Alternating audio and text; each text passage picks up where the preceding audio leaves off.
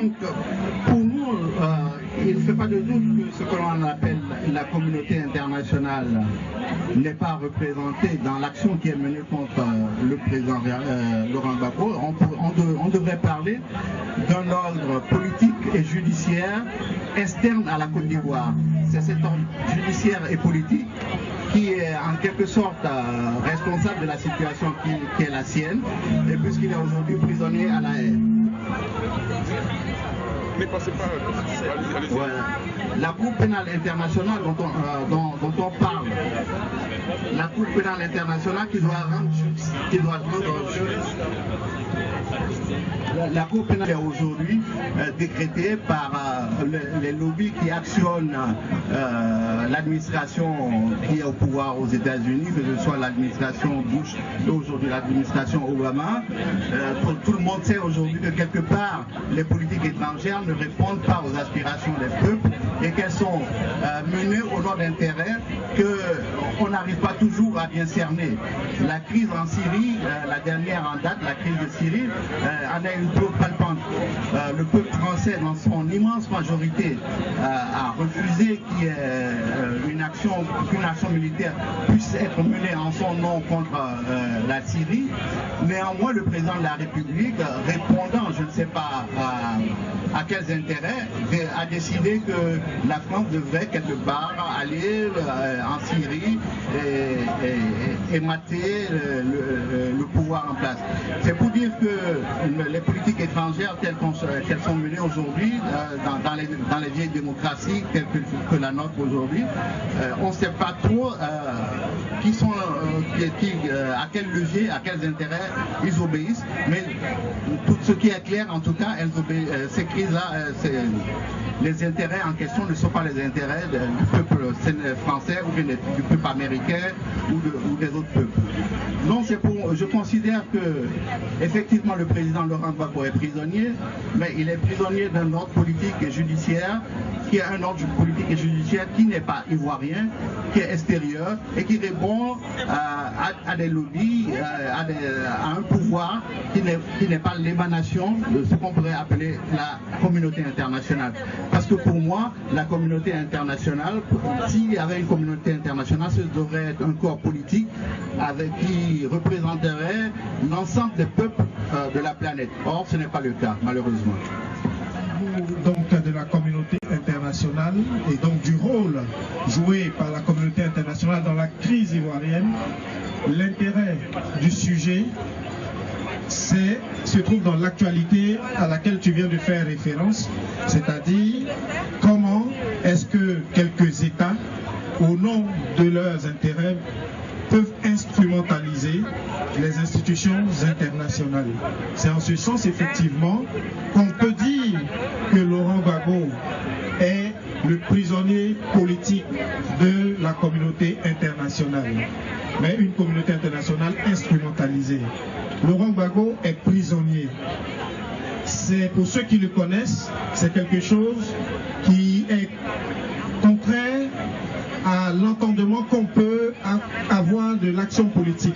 Parce que dans son parcours, qui a été expliqué ici tout à l'heure, c'est le parcours d'un démocrate et d'un homme de gauche qui avait la volonté de changer les rapports entre le Nord et le Sud en se basant, en demandant le respect simplement.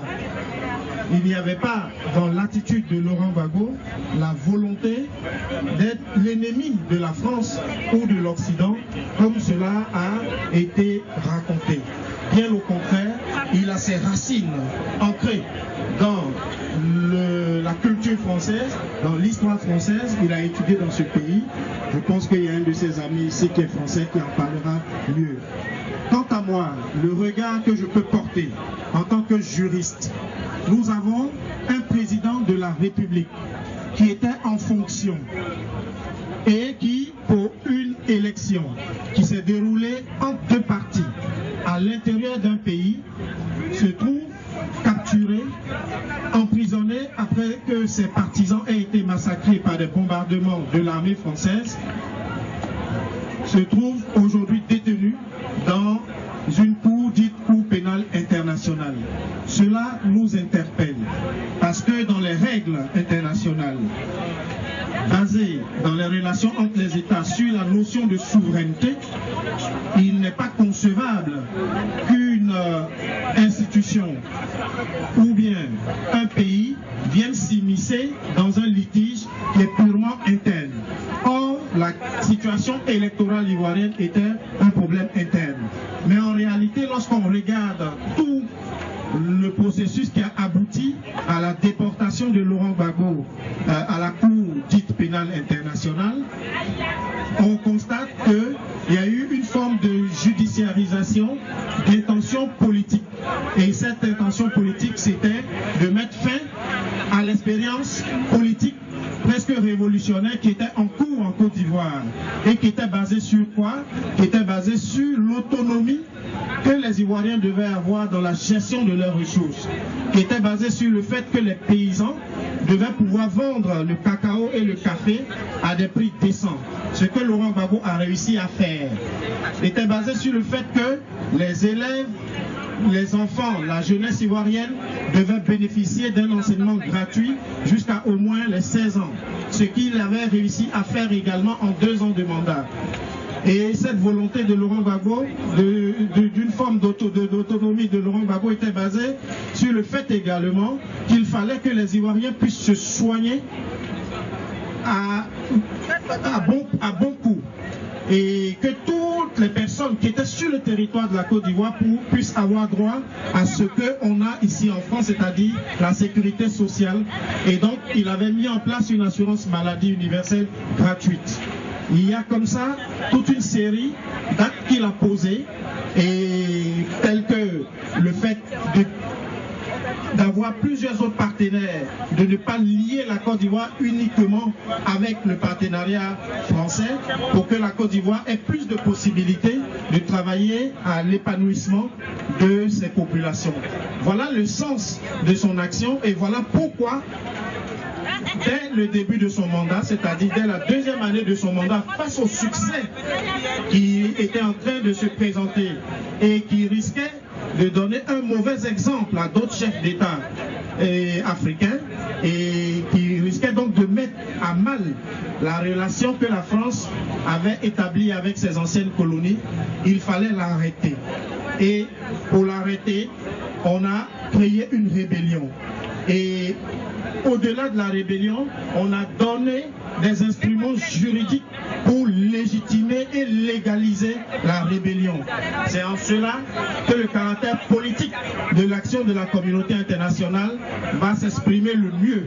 Parce que dès que le régime a été attaqué, on a obligé M. Gbagbo à accepter de partager le pouvoir avec ses rebelles et à faire de ces rebelles les véritables détenteurs du pouvoir sur le pays, pendant que eux-mêmes exploitaient les zones économiques et les ressources économiques du pays. Par conséquent, il y a eu cet accord dit de Marcoussis.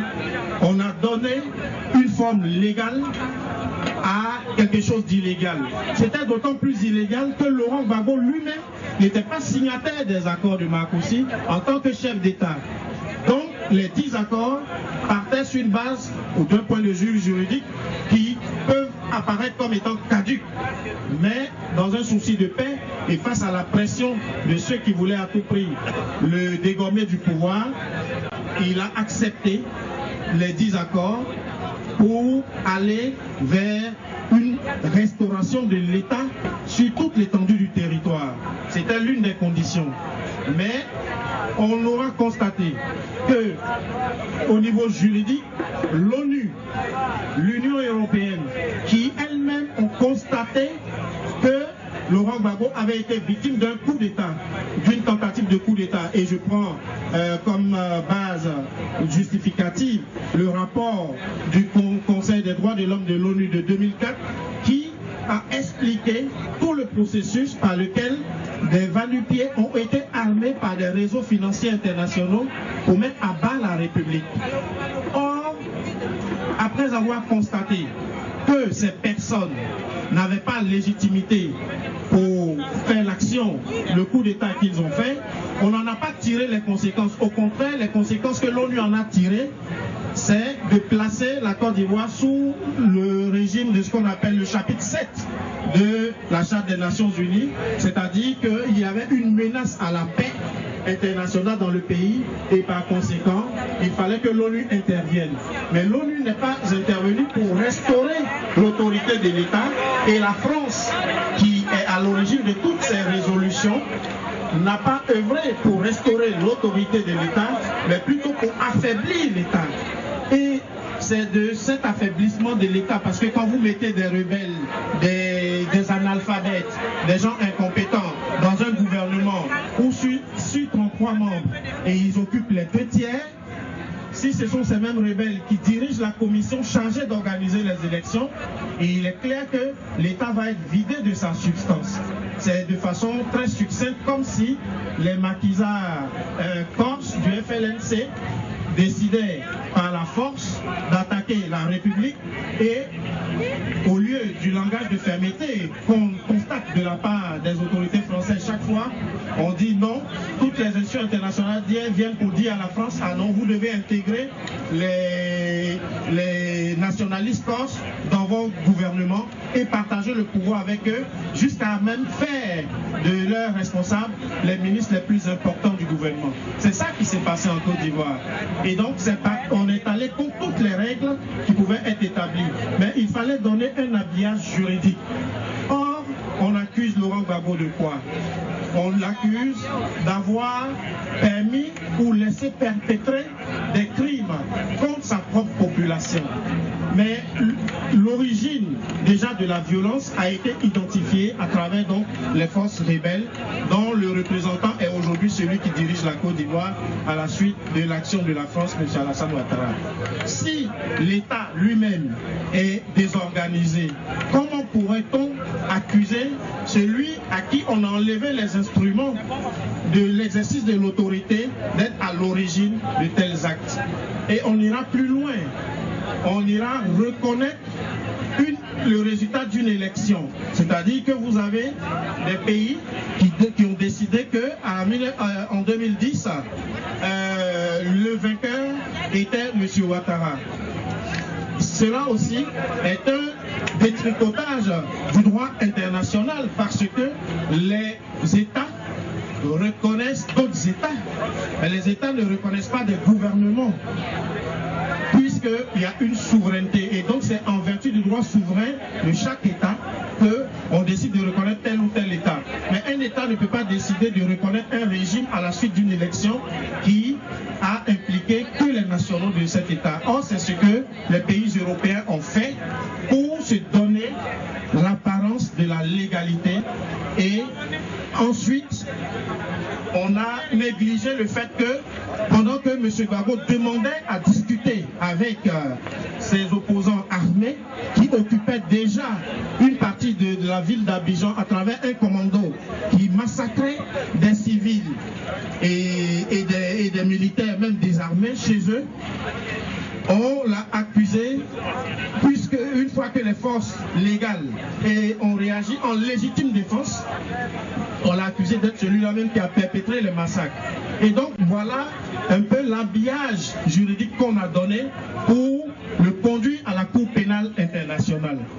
Or, on constate qu'il n'y avait aucune raison que M. Gbagbo, qui était la victime en même temps que la Côte d'Ivoire et les Ivoiriens, se retrouve devant cette juridiction internationale. D'abord parce que au moment où on l'a capturé et on l'a transféré dans un pays et dans une région nord dominée par les forces de M. Ouattara, eh bien, ses droits ont été bafoués. Il était chef d'État en exercice, comme cela a été reconnu par la suite devant la CPI, et la Cour pénale ne peut pas accepter que quelqu'un soit transféré devant elle si il a été victime de torture, si il n'a pas eu droit à un recours. Or, c'est ce qui s'est passé. On l'a capturé, on l'a mis au secret pendant des mois, et puis un jour, on l'a envoyé à la haie. C'est pour cela que, légalement, on peut dire qu'il s'agit d'une déportation. Et dans son fonctionnement, cette cour a violé elle-même ses propres règlements, puisque elle était obligée de dire qu'il fallait qu'il y ait des enquêtes contre toutes les forces en présence pour que